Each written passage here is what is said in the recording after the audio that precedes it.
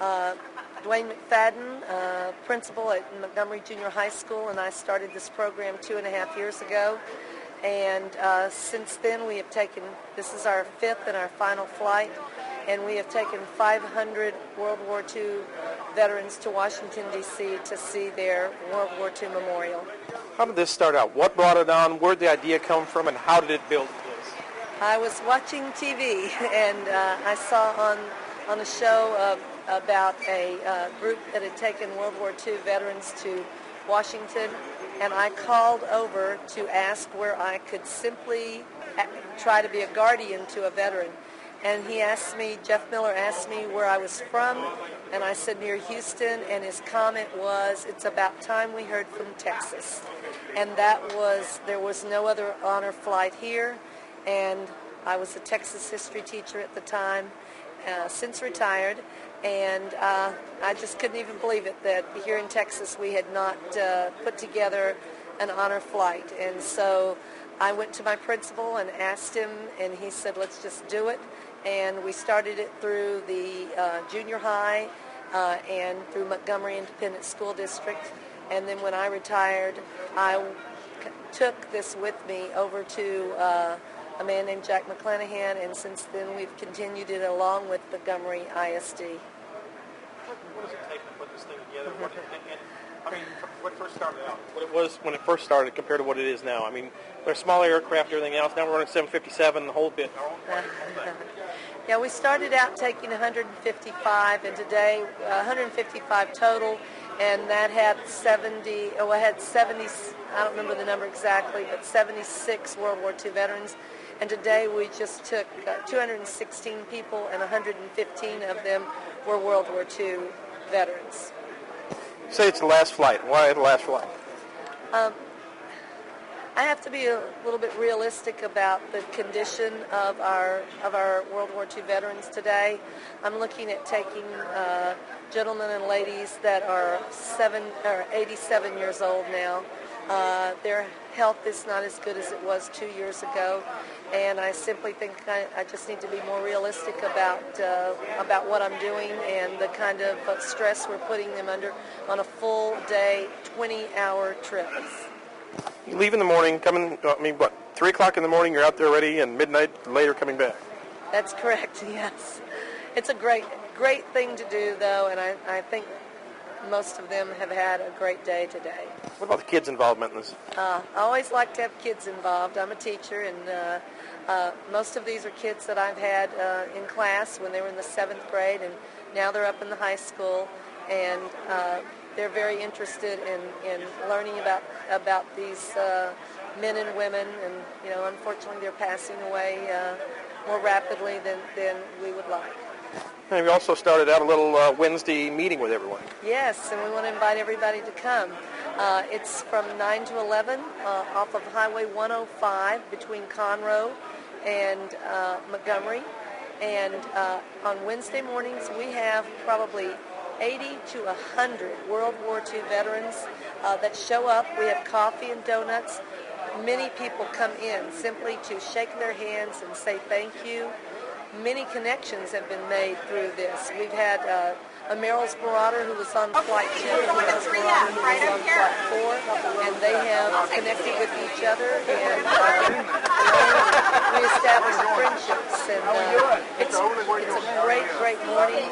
I don't think there's anything like this in the whole United States, and it's just a fabulous thing. It's what we call Phase 2 of Lone Star Honor Flight. $1 on something like this. I mean, where do the dollars come from? What does it cost to put one of these things on? It's very expensive.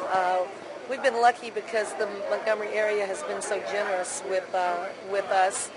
We've probably raised around $450,000 total for the 5 flights. A plane runs anywhere from $70,000 to $95,000. We have shirts for all of our veterans. We do some special things. We make a video for all of our veterans, and we give that to them. There is no charge to a single World War II veteran on this. So what are you hearing from some of the vets? I mean, you seeing smiles, you seeing the hug? Yes, they have taken the time to take them up to their memorial so they can see it. And the funny thing about this is that they don't come home and talk about the World War II memorial. What they talk about is that the respect and the honor that has been shown to them at every step of the way by individuals shaking their hands and telling them how grateful we are for what they did for us 60 years ago. But now you said the kids, and you're retired now. What are you going to do? I mean, this has been your blood for 2.5 years. What are you going to do? Well, I really don't know. If someone is interested in doing a program like this, I am more than willing to help. I don't want to, I know this may sound bad, but on my own back right now, I would rather share this with other people, but I certainly would be willing to help someone else. So, if you're out there listening and you think that this is something you might be interested in, I think we're going to get ready to start cutting to the right. I would be very happy to talk about it. Now, Continental stepped up the plate on this pretty much. What came about there? What about this crew at Continental? We've got a wild crew. We do have a wild crew with Continental. Our crew has been with us for all 5 flights, and our flight attendants they go with us on our trip, and our pilots too. We have had the most incredible crew, and they love doing this, and the veterans love them on this. They wear funny hats. They smile and talk to these guys, and they just really enjoy it. We were put in a LST with a weapons carrier full of 105 ammunition. We were to meet the artillery pieces on shore. Due to the fact that the Germans were zeroing in on the LSTs carrying tanks and artillery, those were they were pinpointing and trying to knock them out before they got to the beach. We waited for the artillery, but they never showed up. Even after D-Day 1, we waited for the artillery. So, Johnny, you hauled 105 millimeter ammo, right, for howitzers that never showed up. No, they were blown up. They were blown up. Right. Yeah. Finally, we unloaded the 105s. About a week after that, they got to use the ammunition we had. You landed at H+1, correct? Right. And what was the reception committee like? Well, as far as I can tell you, there's so gruesome seeing your buddies scattered all over the water. The tremendous firepower that the Germans had.